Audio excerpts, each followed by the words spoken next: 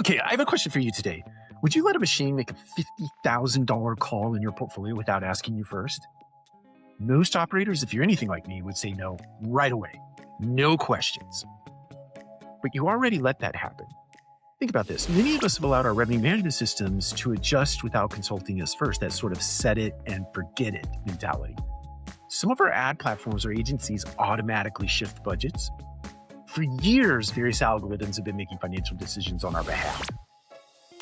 Consider how we've allowed automated CRM, or let's just call it chatbots, systems to operate unchecked. Research Regime, multifamily friend of ours, has collected a lot of concerning data as it relates to this, if you've seen her feeds as of late. Now, it doesn't take a mathematician to realize that this is costing all of us significantly. So the $50,000 question is how far that goes and what it means for the future of decision-making in multifamily. Well, imagine this for an ideal morning routine. You're a regional manager or an operator and you sit down with a cup of coffee, and instead of juggling 4 different systems to piece together the day, you receive a concise list of decisions that you need to make.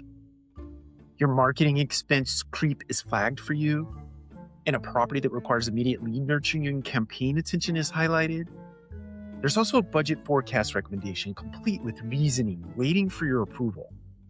The operator remains the decision maker, but no longer has to search for information, resulting in the portfolio operating more efficiently. Now, here's the cool thing. This is not science fiction, not anymore. The pieces already exist. What no one has done yet is step back and see them as one thing, or given it a name, and understand how completely it changes the job of running a portfolio of real estate. The name for that kind of system is a decision machine. Now, over the next few minutes, I'm going to show you why it's almost here, and why it's going to land harder and faster than anyone in this industry expects. Everything that this show, the intelligence fabric, has worked through points straight at it. Okay, can we get the most uncomfortable part out of the way first? The data-driven leader, that position that we've all been encouraged to grow into for the last 15 years, is on its way out. Now, that doesn't mean that data doesn't still matter. It absolutely does. The trouble is that being driven by your data stopped working. And we just found ways around it by working harder and longer hours. You can see this all across the industry right now. Leaders have more data than they've ever had. Dashboards on every screen. If you have a dual monitor, you probably have dashboards open on both or one at least. But we still make subpar decisions. We still argue about whose number is right. And we still discover, sometimes in month number 6, stuff that happened in month number 1 or 2 or 3. It happens every single day in multifamily. I know. I was a part of that system for a really long time. The problem was, and still is, seeing something and knowing what to do about it are 2 very different skills. So the operator I described does the opposite of what you would expect. They stop trying to be the sharpest report reader in the building and instead take on a different role. They now can become a decision designer. Now, that move only works if you've already answered a particular set of questions. And those questions are what this season worked through. And here's how they build on each other, just in case you missed all those episodes and this is the first one you're tuning into. It starts with a simple frustration. Why do I have all this data and I still can't make a single decision? The answer is that data without context is just really expensive noise. So the natural next thought is to automate away the noise. But the trouble is that you can't automate what you don't understand. And automation never fixes a broken process. It just runs that broken process faster. You say, fine then, connect everything and integrate the whole stack. But integration on its own still isn't intelligence. Plumbing moves water around the building, but it can't tell you why the basement is flooding. So what do? What do people do? They throw AI at the problem. And they learn that AI accelerates whatever you already are. A healthy organization actually gets sharper with AI. A messy one just produces the same mess much faster. That's how an operator can actually win the month and lose the year. You chase the result you can measure this week while the consequences you can't measure pile up behind you. And that's why a fully visible system actually raises the bar on leadership instead of lowering it. Once everything is traceable, the system stops letting anyone hide behind a good story. You heard a good story lately? So what is the smart move here? The smart move is to stop depending on the heroes, meaning that one person or maybe a couple of people that keep that whole operation in their head, and shift it toward an architecture instead. You write the judgment into the system rather than hoping that one or two people don't resign. And the executive skill that matters changes too. It stops being about reading reports and it becomes about reading relationships, the way the pieces affect each other across an entire operation. That's 8 steps, and they form a single staircase. You climb all of it and you arrive at a door that none of us could have ever opened at the start. Let's talk about that door.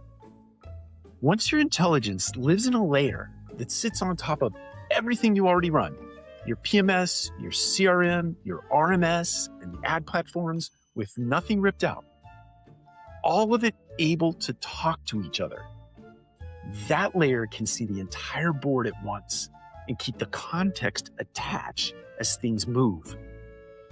And once it can do that, you no longer have to make every decision by hand because the system itself becomes capable of making a lot of them very well. That's what the operator in my example figured out. The existing stack, her existing stack, it stayed in place along with their team. The reasoning layer was placed above their operation, one that understood the relationships well enough to make small calls alongside of them and raise the most important ones or the big ones to them. That freed them up to spin their judgment on decisions where it actually earned its keep. That operator, our operator, the one we described earlier, ought to be the bottleneck sitting at the top of their own organization. That bottleneck is the last one left. Over the season, the friction came out of the data, then out of the workflows, then out of the dependence on a single heroic team member. The final place friction hides is a leader personally making 1,000 calls a week, that is no exaggeration, that a well-designed system should be making with them. So back to that name, decision machine. What is a decision machine? It is a system that goes beyond informing your decisions. It makes the routine calls on its own. It brings the bigger ones to you with reasoning attached. And it gets better at distinguishing between them the longer it runs. It sits on top of the stack you already have. It doesn't replace anything. What it changes is the operator's job, turning you from the person who's making every call into a person that's designing how the calls get made. I don't know about you, but I find that incredibly exciting. And the capability is further along than you might imagine. It's not that the technology isn't there. It's that almost no one has named this or sat with what it means for how to actually make a portfolio run. The industry hasn't agreed the problem has a name yet. And that's exactly why it's worth an entire season and why being early to understand it really matters this time. I'll leave you with the question that sits underneath all of it, the one that I keep turning to myself. If you trust a system enough to make a decision alongside of you, how do you know when it's earned the right to make one for you? That's a big question. Let's say it again. If you trust a system enough to make a decision alongside of you, how do you know when it has earned the right to make one for you? It's an important leadership question. And right now might be the most interesting one. It might be the most interesting one in the entire industry. All right, one last thing before I let you go. And I'm very excited about this part.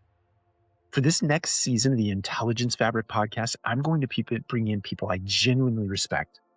And we're going to dig into the hard part. We're going to talk about where the best decisions actually come from, and why that doesn't scale past a few people who make them. We're going to talk about the things that keep people up at night that they never quite sure they got right. We're going to talk about things like what slows down or what starts to fall apart when they step out of the room, when their intelligence isn't in the room. In other words, we're going to find out the exact points where decisions break down. Because once you see those places clearly, the reason a system like this needs to exist stops being my argument, and it starts being something that you worked out for yourself. I'm Mike Brewer, and this has been The Intelligence Fabric. I'll see you in season number 3, and bring your hardest questions, because that is the entire point now. See you then.